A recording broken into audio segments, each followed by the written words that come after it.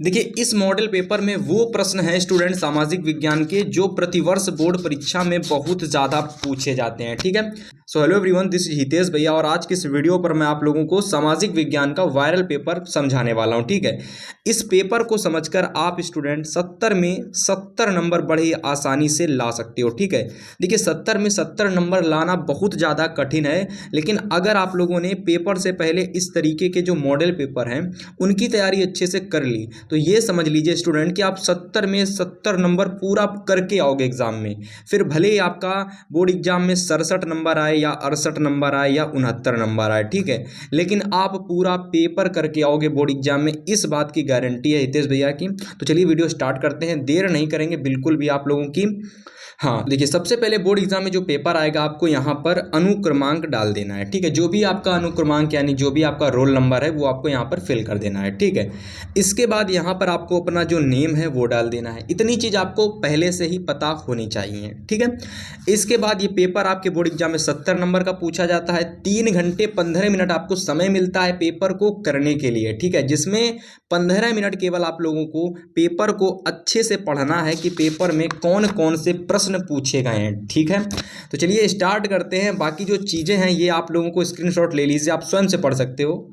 जबकि मैं बता देता हूं आपको कि खंड आ जो होता है इसमें OMR सीट में करने के लिए क्या पूछे जाते हैं स्टूडेंट, 20 नंबर के बहुविकल्पीय प्रश्न पूछे जाते हैं। क्या पूछे जाते हैं, 20 नंबर के बहुविकल्पीय प्रश्न आते हैं। जैसा कि देख सकते हो कि खंड आ में एक अंक के बहुविकल्पीय प्रश्न आते हैं जिनको OMR पर आप लोगों को नीले अथवा काले बॉल पॉइंट से इस तरीके से गोला करना होता है।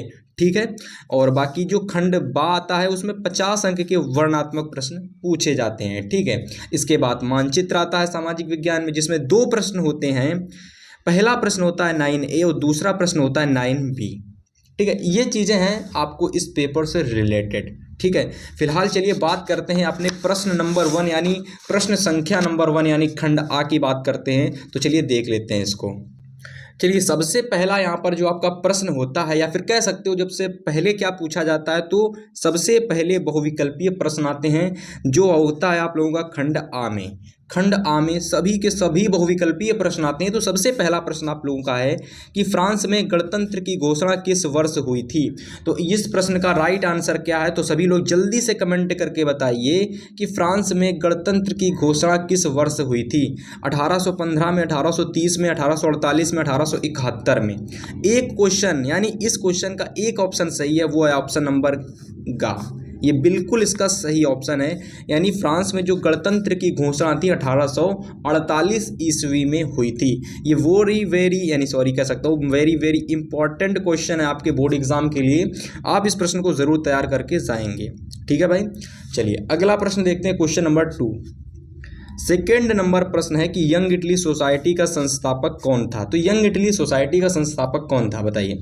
4 ऑप्शन दे रखे हैं, गैरीबॉल्डी, बिस्मार्क, काबूर और मैजनी। तो इन 4 ऑप्शन में से कोई एक ऑप्शन सही है, बताइए कौन सा राइट ऑप्शन है। तो यंग इटली सोसाइटी का संस्थापक था आप लोगों का मैजनी, ये बिल्कुल इसका सही ऑप्शन हो जाएगा। तो आप इसको बिल्कुल इस तरीके से राइट कर लेंगे। ठीक है, सारे के सारे प्रश्न बोर्ड एग्जाम 2025 में एकदम हिट करेंगे आपके पेपर में। सभी को ये प्रश्न बहुत अच्छे से एग्जाम से पहले तैयार करके जाने हैं और आपको 95+4 करके आना है। ठीक है, तीसरा नंबर प्रश्न देखो कि फ्रांस की क्रांति में मुख्य भूमिका किस वर्ग की थी। कृषक वर्ग की, कुलीन वर्ग की, मध्यम वर्ग की कि मजदूर वर्ग की, बताइए। 4 में से कोई एक सही ऑप्शन है। तो फ्रांस की क्रांति में जो मुख्य भूमिका थी वो मध्यम वर्ग की थी, ये बिल्कुल सही ऑप्शन है। तो इसको आप बिल्कुल सही लगा लेंगे। ठीक है, इसको बिल्कुल सही लगा लेंगे आप लोग। चलिए अगला प्रश्न नंबर 4 देखते हैं। अगले क्वेश्चन की बात करते हैं कि महात्मा गांधी अफ्रीका से वापस कब आए। तो महात्मा गांधी अफ्रीका से वापस किस वर्ष में आए थे। 1914 में, 1915 में, 1918 में, 1919 में। तो इसका राइट ऑप्शन नंबर खा हो जाएगा 1915 में, यानी कि महात्मा गांधी अफ्रीका से वापस आए थे 1915 ईस्वी में। इसको बिल्कुल आप लोग सही लगा लेंगे। ठीक है, चलिए अगला प्रश्न देखते हैं, 5 नंबर क्वेश्चन। देखिए, विश्व व्यापार संगठन जो था इसकी स्थापना कहाँ पर हुई थी। बताइए, बहुत ही ज़्यादा पूछा जाने वाला प्रश्न है, इसको आप लगा लीजिए 2025 के लिए इंपॉर्टेंट, कि विश्व व्यापार संगठन की स्थापना कहाँ पर हुई थी। 4 ऑप्शन में से बच्चों एक ऑप्शन सही होएगा। न्यूयॉर्क सही होगा कि वाशिंगटन सही होगा कि जिनेवा सही होगा कि ऑस्ट्रिया सही होगा। सभी लोग कमेंट करेंगे। बताइए, विश्व व्यापार संगठन कहाँ पर इसकी स्थापना हुई थी। जिनेवा, बिल्कुल सही, जिनेवा को बिल्कुल सही लगा लीजिए, ये बिल्कुल इसका राइट ऑप्शन हो जाएगा। ठीक है, बहुत सारे स्टूडेंट जिनेवा लगाएंगे। ठीक है, बहुत सारे स्टूडेंट का आंसर अलग अलग होगा, लेकिन राइट आंसर होगा जिनेवा, ये बिल्कुल इसका सही ऑप्शन है। चलिए 6 नंबर अगला क्वेश्चन 6 नंबर, कि निम्नलिखित में से किस राज्य में काली मिट्टी पाई जाती है। झारखंड, गुजरात, राजस्थान, बिहार।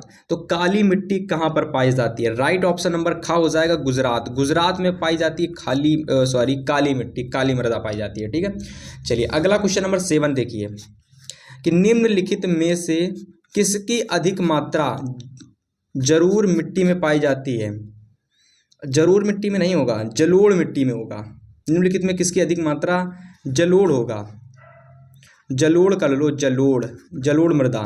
ठीक है, जरूर नहीं होगा, जलोढ़ मृदा होगी, यानी जलोढ़ मिट्टी। तो जलोढ़ मिट्टी में सबसे ज़्यादा कौन पाया जाता है। पोटास पाया जाता है, चूना पाया जाता है, फास्फोरस पाया जाता है, या फिर इनमें से कोई भी नहीं। बताइए, इसका राइट ऑप्शन क्या होगा। भैया जलोढ़ मिट्टी की बात कर रहा है। किसकी बात कर रहा है, जलोढ़ मिट्टी की बात कर रहा है। तो जलोढ़ मिट्टी में सबसे ज़्यादा पाया जाता है फास्फोरस, ये बिल्कुल इसका सही ऑप्शन है, इसको बिल्कुल राइट लगा लीजिए आप लोग। चलिए क्वेश्चन नंबर 8 को बात करते हैं। 8 नंबर क्वेश्चन की बात करते हैं। तो देखिए क्वेश्चन दे रखा है कि ग्रीन इंडिया मिशन किस वर्ष में आरंभ किया गया था। तो ग्रीन इंडिया मिशन जो था वो किस वर्ष में आरंभ किया गया था। 2013, 2012, 2014, 2011। एक इसका बिल्कुल सही ऑप्शन है और उसको आप लोगों को बताना है। ठीक है, बताइए, सभी लोग कमेंट करिए कि ग्रीन इंडिया मिशन किस वर्ष आरंभ किया गया था। तो इसका राइट ऑप्शन हो जाएगा 2014, यानी ग्रीन इंडिया मिशन 2014 में आरंभ किया गया था। बिल्कुल राइट ऑप्शन है इसका ये। ठीक है, तो यहाँ तक कि जितने भी प्रश्न आप लोगों के थे स्टूडेंट, वो सभी के सभी प्रश्न बहुविकल्पी थे, एक एक नंबर के सभी प्रश्न थे।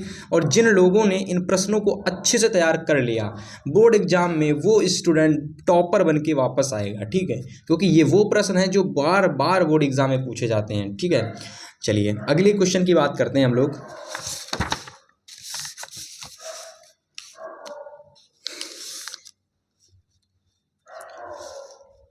चलिए प्रश्न नंबर 9 को देखते हैं। 9 नंबर एक नंबर के सारे प्रश्न हैं। तो 9 नंबर की बात करते हैं कि रबी की फसल को बोने का समय क्या होता है। तो रबी की जो फसल होती है उसको कब बोया जाता है। अक्टूबर दिसंबर में, कि मार्च अप्रैल में, कि अगस्त सितंबर में, कि जून जुलाई में। ठीक है, तो देखो स्टूडेंट, सबसे पहले आपको ये पता होना चाहिए कि जो रबी की फसल होती है वो होती क्या है। तो अक्टूबर और दिसंबर के महीने में ये बोई जाती है। कब बोई जाती है, अक्टूबर के दिसंबर में, रबी की फसल। ठीक है, जैसे कि आप लोगों के गेहूं हो गए। ठीक है, गेहूं हो गए। ठीक है, ये सब रबी की फसलें होती हैं। तो रबी हो गए, रबी जैसे गेहूं हो गया, आलू हो गया, ये सारी चीज़ें रबी की फसल होती हैं। और रबी की जो फसल होती हैं वो अक्टूबर से दिसंबर के महीने में बोई जाती हैं। ये बिल्कुल इसका राइट ऑप्शन हो जाएगा कि यानी कि जो रबी की फसल है वो अक्टूबर से दिसंबर के महीने में बोई जाती हैं। चलिए अगला प्रश्न नंबर 10 की बात करते हैं कि निम्नलिखित में से कौन सा खनिज आधारभूत उद्योग है। सीमेंट, सूती वस्त्र, चीनी, जूट का सामान। इसका राइट ऑप्शन क्या हो जाएगा, यानी निम्नलिखित में से कौन सा खनिज आधारभूत उद्योग है। आधारभूत उद्योग है, बताइए इसका राइट ऑप्शन को बताइए कौन। आधारभूत उद्योग कौन है। सीमेंट है कि सूती वस्त्र है कि चीनी है कि जूट के सामान। आधारभूत उद्योग सीमेंट इसका बिल्कुल सही ऑप्शन है, तो इसको आप बिल्कुल सही लगा लेंगे। ठीक है, आधारभूत उद्योग सीमेंट है आप लोगों का। चलिए 11 नंबर क्वेश्चन की बात करते हैं। 11 नंबर, और देखिए मैं आपसे एक बात कहूँगा कि अगर कोई भी प्रश्न मेरे द्वारा बताया गया गलत निकलता है तो फाइनली उस क्वेश्चन का आप लोग आंसर हमें बताएंगे कि भैया आपने इस क्वेश्चन का आंसर गलत बताया है, इसका आंसर ये वाला सही होगा।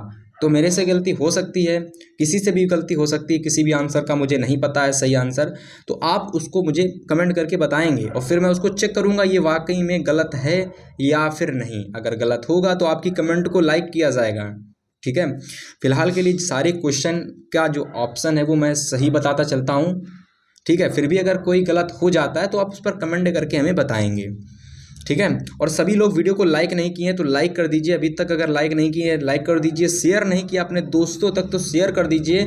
बताइए मॉडल पेपर आ चुके हैं बोर्ड एग्जाम की दृष्टि से जो इम्पोर्टेंट हैं, ठीक है। निम्नलिखित में से अगला क्वेश्चन है, निम्नलिखित में से कौन सा संघीय सूची का विषय नहीं है। तो संघीय सूची का विषय कौन नहीं है, तो आपको केवल एक ऑप्शन याद रखना है कि जो संघीय सूची का विषय है वो शिक्षा नहीं है। ये बिल्कुल इसका राइट ऑप्शन हो जाएगा, शिक्षा। चलिए अगला क्वेश्चन नंबर 12 को देखते हैं कि नेपाल में राजतंत्र की समाप्ति हुई। तो नेपाल में राजतंत्र की समाप्ति कब हुई थी, सभी लोग बताएंगे, सभी कमेंट करेंगे स्टूडेंट कि 1990 में हुई थी राजतंत्र की समाप्ति नेपाल में, कि 2015 में, 2008 में, कि 2014 में। इसका राइट ऑप्शन हो जाएगा 2008। इसका बिल्कुल ये सही ऑप्शन है। नेपाल में जो राजतंत्र की समाप्ति हुई थी स्टूडेंट वो 2008 में हुई थी। चलिए भारतीय राष्ट्रीय कांग्रेस का गठन कब हुआ था, तो इसका राइट ऑप्शन सभी को पता होगा कि 1885 ईस्वी में भारतीय राष्ट्रीय कांग्रेस का गठन हुआ था, ठीक है। चलिए अगला प्रश्न 14 नंबर, भारत में सबसे अधिक शिशु मृत्यु दर सबसे कम शिशु मृत्यु दर किन दो राज्यों में होता है। तो सबसे कम जो शिशु मृत्यु यानी जो सबसे कम दो ऐसे राज्यों के नाम बताने जहाँ पर शिशु मृत्यु दर होता है सबसे कम, ठीक है। बिहार बंगाल, उड़ीसा मध्य प्रदेश, छत्तीसगढ़ और उत्तर प्रदेश, और सिक्किम और मणिपुर। बताइए दो आपको बताने हैं, ठीक है, कोई दो देश, सॉरी दो राज्य। तो उड़ीसा तो होता है मेरे हिसाब से एक, और आंध्र प्रदेश होता है, ठीक है। हाँ उड़ीसा और आंध्र प्रदेश, सॉरी मध्य प्रदेश। तो ये ऑप्शन दिख रहा है बिल्कुल सही, उड़ीसा और मध्य प्रदेश, ये बिल्कुल इसका सही ऑप्शन है, क्योंकि सबसे कम जो शिशु मृत्यु दर होता है वो उड़ीसा में होता है और मध्य प्रदेश में होता है, ठीक है। तो ये बिल्कुल इसका सही ऑप्शन है, उड़ीसा और मध्य प्रदेश। ऑप्शन नंबर खा बिल्कुल सही है, 1 नंबर आपको मिल जाएगा यहाँ से, जल्दी से इसको तैयार कर लीजिए, ठीक है। 15 नंबर क्वेश्चन है कि निम्नलिखित में से किसका संबंध लोकतंत्र से नहीं है। तो किसका संबंध वो लोकतंत्र से नहीं है, तो उसको तो पढ़ करके ही पता चलेगा ना। स्वतंत्र एवं निष्पक्ष निर्वाचन, उत्तरदायी शासन, कानून के समक्ष समानता और बहुसंख्यकों का शासन। तो इसका यही ऑप्शन बिल्कुल सही हो जाएगा, बहुसंख्यकों का जो शासन है इसका संबंध लोकतंत्र से नहीं है। इसका जो संबंध है वो लोकतंत्र से नहीं है, बाकी सभी का जो संबंध है वो लोकतंत्र से है, ठीक है। चलिए 16 नंबर क्वेश्चन, महात्मा गांधी का विचार था। ऑप्शन देखते हैं फिर बताएंगे। चलिए तो महात्मा गांधी का क्या विचार था, तो ऑप्शन देखिए दे रखे हैं यहाँ पर कि धर्म को कभी भी राजनीति से अलग नहीं किया जा सकता। एक तो ये इनका ऑप्शन है, धर्म को राजनीति से कोई संबंध नहीं है, धर्म और राजनीति अलग अलग हैं, या फिर इनमें से कोई नहीं। तो देखिए यहाँ पर धर्म की,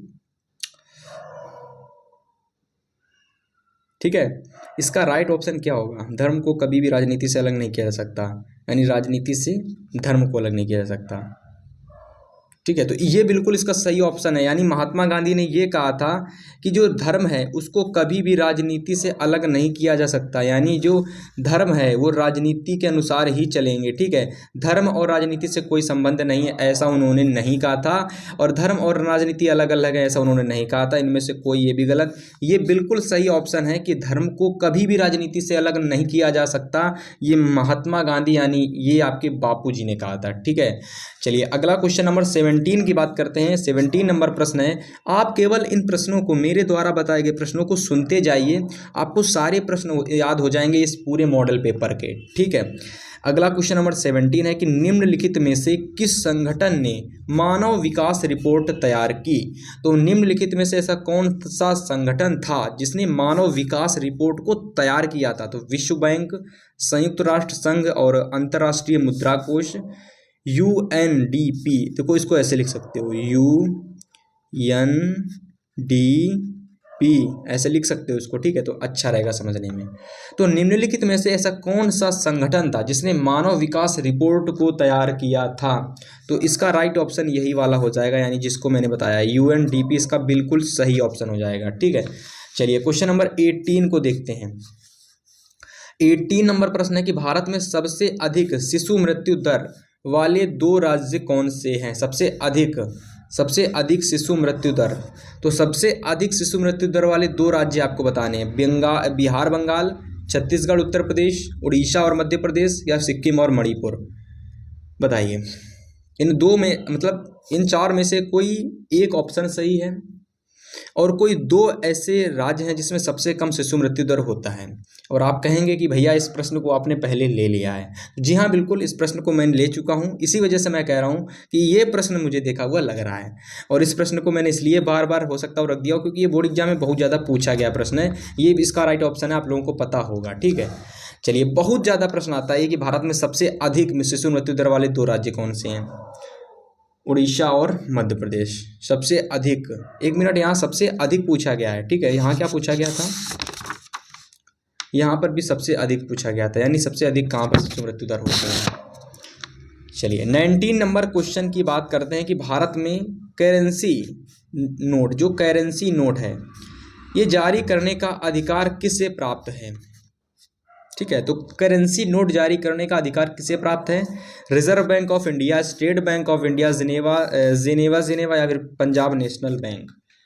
तो देखिए, सभी लोगों को पता होगा आरबीआई को है, तो रिजर्व बैंक ऑफ इंडिया ये बिल्कुल इसका राइट ऑप्शन है। सभी को पता होना चाहिए कि जो नोट को जारी करने का जो एकाधिकार है वो आपका आरबीआई के पास में है, यानी रिजर्व बैंक ऑफ इंडिया के पास में है। ठीक है, चलिए अगला प्रश्न नंबर 20 देखिए। मानव विकास रिपोर्ट 2018 में भारत को कौन सा स्थान प्राप्त हुआ था?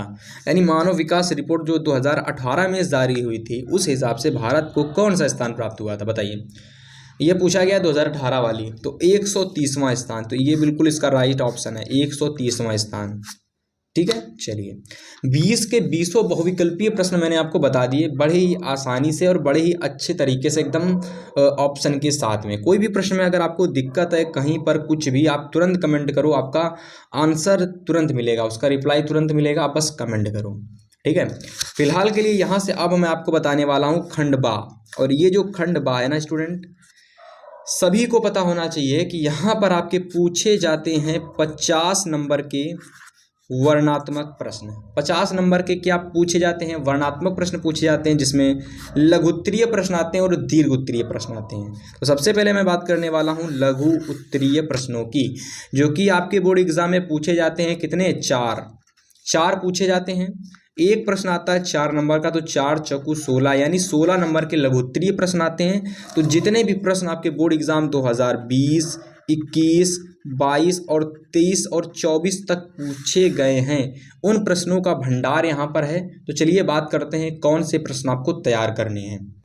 चलिए स्टूडेंट देख लीजिए, यहाँ पर आप लोगों के सामने एक हेडिंग दिख रही है कि भैया निम्नलिखित प्रश्नों को उत्तर के साथ, यानी प्रत्येक उत्तर के साथ लगभग 80 शब्दों में आपको उसका जो उत्तर है वो देना है।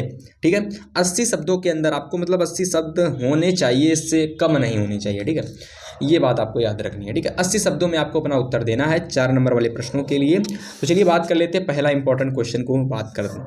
तो चलिए बात करते हैं अपने पहले इंपॉर्टेंट क्वेश्चन की। तो ये है आपका पहला प्रश्न कि भारत छोड़ो आंदोलन के किन्हीं 3 कारणों का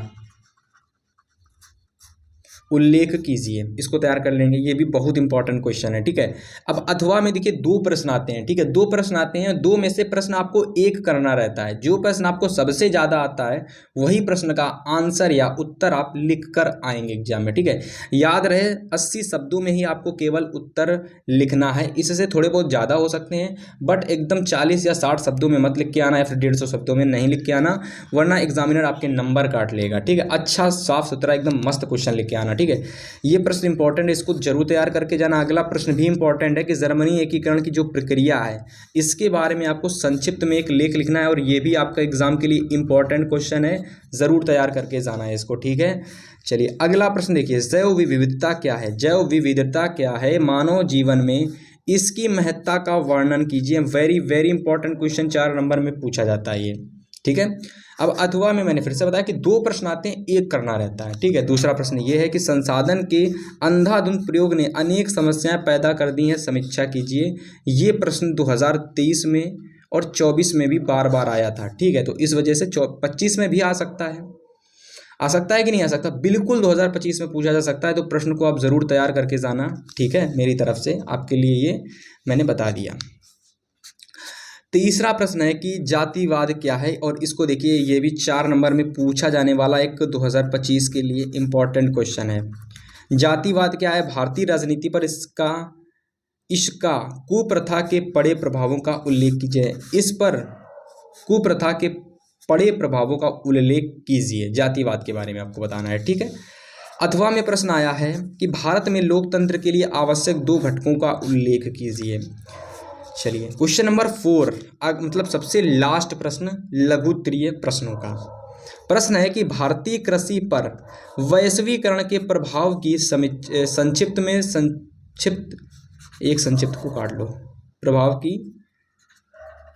संक्षिप्त में व्याख्या कीजिए।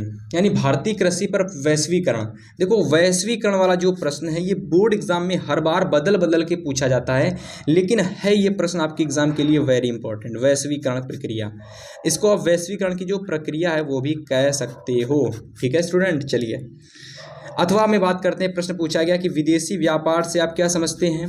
विदेशी व्यापार को अनुकूल बनाने के लिए कोई सुझाव दीजिए। यानी विदेशी व्यापार को अनुकूल बनाने के लिए आपको कोई 2 सुझाव देने हैं, ठीक है। चलिए इतने प्रश्न अगर आपको अच्छे से एकदम समझ में आ गए स्टूडेंट, ठीक है, तो आपको कुछ नहीं करना। जो मैं अब आपको प्रश्न बताने वाला हूँ लॉन्ग क्वेश्चन है, दीर्घ उत्तरीय प्रश्न है, उसको और अच्छे से तैयार कर लीजिए और बोर्ड एग्जाम में आप ही बोर्ड एग्जाम में सबसे अच्छे नंबर लेकर के आएंगे, ठीक है। तो चलिए बात करते हैं अगले प्रश्नों की। चलिए अगला हमारा जो खंड है वो है खंड बा। खंड बा अगला हमारा खंड है और इसमें स्टूडेंट पूछे गए हैं आपके वर्णनात्मक प्रश्न। जितने भी स्टूडेंट वीडियो देख रहे हैं ना, उनसे मैं ये कहूँगा कि थोड़ी बहुत वीडियो देखने से कोई भी फ़ायदा नहीं है। अगर आपको इस प्रकार के most important question with solution के साथ चाहिए ना, तो भाई पूरी वीडियो देखो।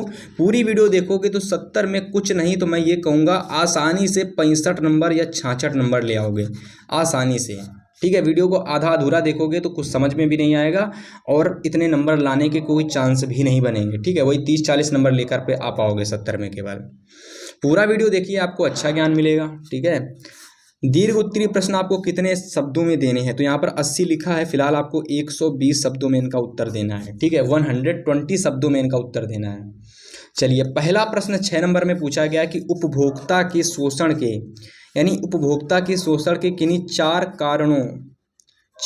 कारणों की समीक्षा कीजिए। मोस्ट इंपॉर्टेंट क्वेश्चन किसके लिए? 2025 के लिए, ठीक है।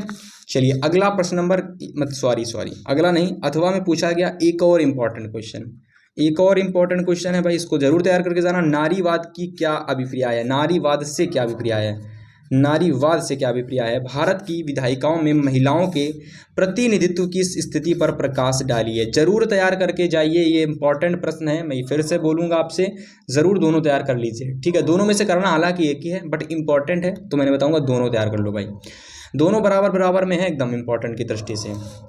चलिए 6 नंबर क्वेश्चन देखते हैं। विश्व अर्थव्यवस्था, नोट कर लीजिए, विश्व अर्थव्यवस्था में कैसे स्थान ग्रहण किया? यानी विश्व अर्थव्यवस्था ने कैसे स्थान ग्रहण किया, इसमें तकनीकी का क्या योगदान है? तुरंत नोट करिए, इंपॉर्टेंट क्वेश्चन है विश्व अर्थव्यवस्था, बहुत ही ज़्यादा इंपॉर्टेंट क्वेश्चन 2025 के लिए। अगला अथवा में पूछा गया अगला क्वेश्चन, महामंदी से क्या आशय है? बहुत ही ज़्यादा इंपॉर्टेंट। मैं ये कहूँगा कि मैं जो प्रश्न लाता हूँ वो पिछले वर्षों में बहुत ज़्यादा पूछे जाते हैं, इसी वजह से मैं बार बार चिल्ला कर वीडियो में कहता हूँ कि जो प्रश्न बताता हूँ वो इम्पॉर्टेंट हैं, वो पूछे जाते हैं। अगर आप नहीं तैयार करोगे तो आपका ही नुकसान है, मैं तो बता दूंगा, दूसरा स्टूडेंट तैयार कर लेगा, आप नहीं तैयार करोगे तो आपका ही नुकसान है भाई, ठीक है। चलिए 7 नंबर प्रश्न है कि पर्यावरण प्रदूषण से आप क्या समझते हैं? उद्योगों से भारत के पर्यावरण पर होने वाले प्रभावों पर प्रकाश डालिए। यानी पर्यावरण प्रदूषण पूरा आप लिख डालिए, इसमें कोई वो नहीं है, ठीक है। निबंध लिखिए, डालिए या फिर पॉइंट बनाकर लिखिए। पर्यावरण प्रदूषण सबसे आसान है, लेकिन पूछा जाता है 2025 में भी आ सकता है, ठीक है।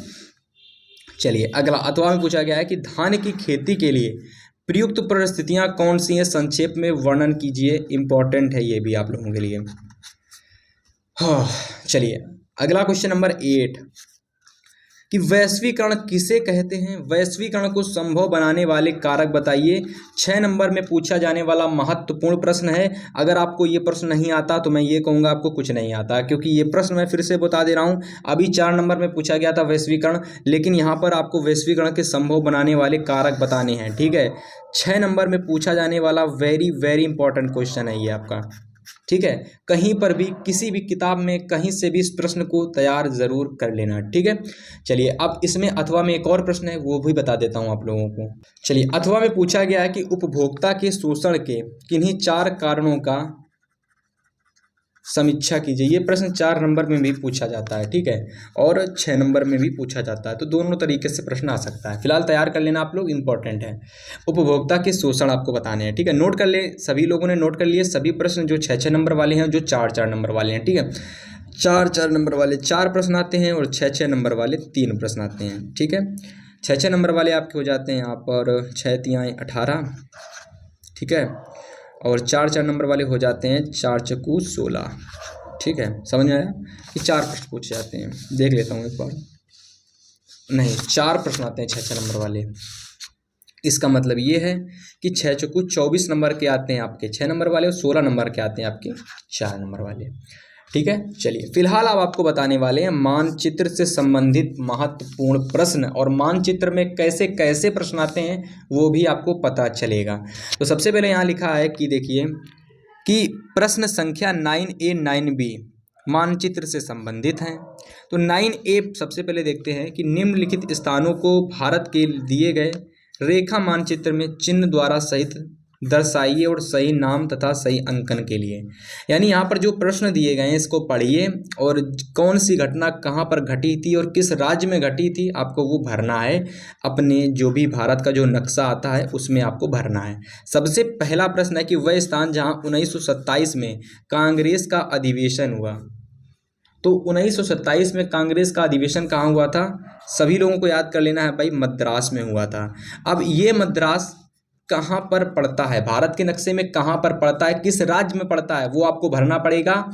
और उसके लिए मैं अलग से वीडियो लाऊंगा जिसमें मैं आपको मानचित्र के सारे प्रश्न शामिल कराऊंगा। ठीक है, सभी प्रश्न कराऊंगा। फिलहाल यहाँ पर आपको पेपर बताया जा रहा है कि कौन कौन से प्रश्न और कैसे तरीके के प्रश्न आते हैं आपके बोर्ड परीक्षा में। ठीक है, समझ में आया। यहाँ पर अगर मैं मैप वगैरह हल कराऊंगा तो बहुत बड़ी वीडियो हो जाएगी और आप देखोगे भी नहीं वीडियो को। सेकंड क्वेश्चन है कि वह स्थान जहां सूती मिल श्रमिकों का सत्याग्रह हुआ।